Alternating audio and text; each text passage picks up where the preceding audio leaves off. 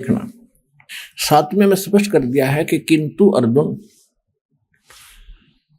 जो पुरुष मन से इंद्रियों को वश में करके और अनासक्त हुआ समस्त इंद्रियों द्वारा कर्म योग का आचरण करता है वही श्रेष्ठ है।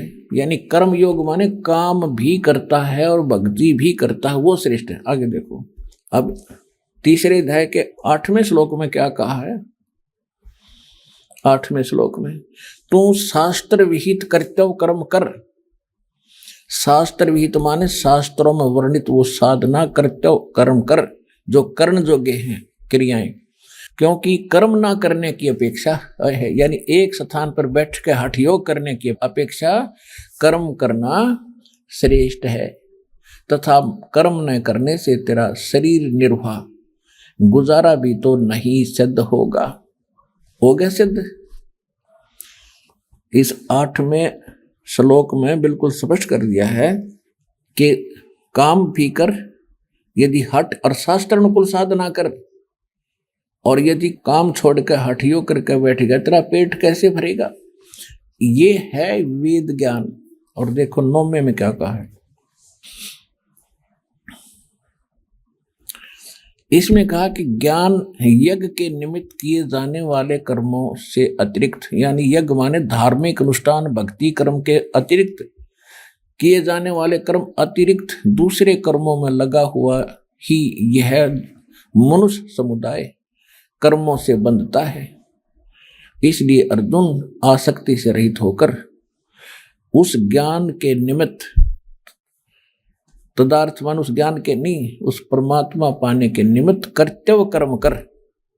अब ये तो है वेद ज्ञान, क्योंकि सूक्ष्म वेद और यजुर्वेद ये दोनों प्रमाणित करते हैं कि नाम उठत नाम बैठत नाम सोवत जागवे, नाम खाते नाम पीते नाम से लागवे। सूक्ष्म वेद।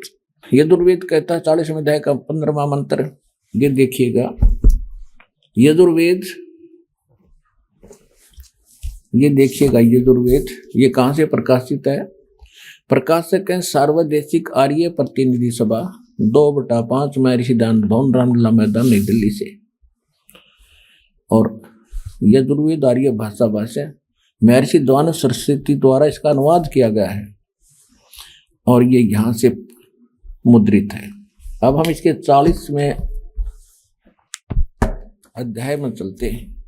ये 40वां इसका अंतिम अध्याय है और ये लास्ट के ही मंत्र चल रहे हैं इसके अंदर। देखिएगा, ये है यजुर्वेद और 4400 यानी 40वां अध्याय 4400 और इसका मंत्र नंबर 15।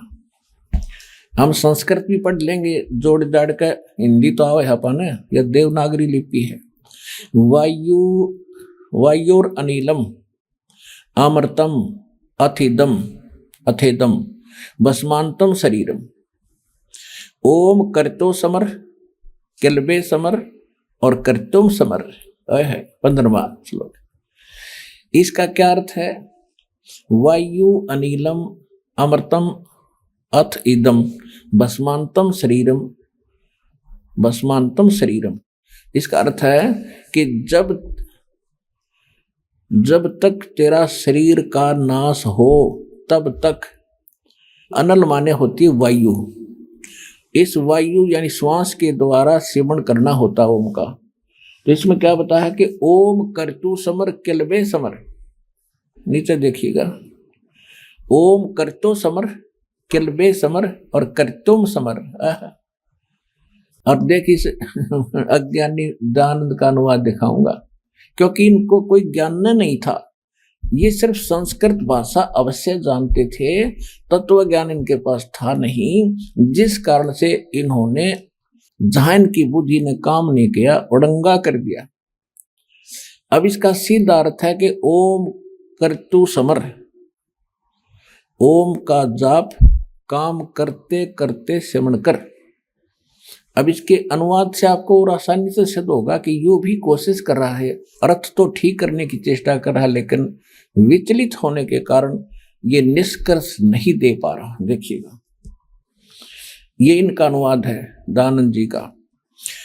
कर्तो माने कर्म करने वाले जीव तू शरीर छूटते समय।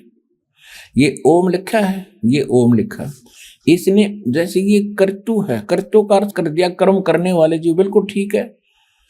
और ओम का भी यहाँ अर्थ लिखना था, ओम ही लिखना था। ओम माने ओम को, समर माने समण कर, कल्बे माने अपने सामर्थ्य के लिए परमात्मा और उनके अपने स्वरूप का समरण माने समरण कर, कर्तव्य माने अपने किए का समरण कर। वायु माने धनजा दिवायु, अनल माने कारण रूप, वायु को कारण रूप वायु, अमृतम अविनाशी कारण को धारण करता अथ, इसके अनंतर इदम इस शरीर नष्ट, शरीरम नष्ट होने वाला, सुखादि का आश्रय शरीर, भस्मांतम अंत में भस्म होने वाला। तो ऐसा जान, कोई अर्थ है इसका, कोई सिर पैर है इसके अर्थ का? इसका सीधा सा अर्थ है कर्तो माने काम करने वाले। यहां लिखा है ओम करतो समर, काम करते करते समण कर। और किलबे, किलबे माने किलबलाहट, एक विशेष कसक के साथ, तड़फ के साथ नाम का जाप करे। और कर्तव्य माने अपने मूल मनुष्य जीवन का मूल कर्तव्य जानकर ओम का जाप करे। तो इसको अंतिम सांस तक, शरीर छूटते तक, जब तेरा शरीर नाश हो तब तक इसका सेवन कर।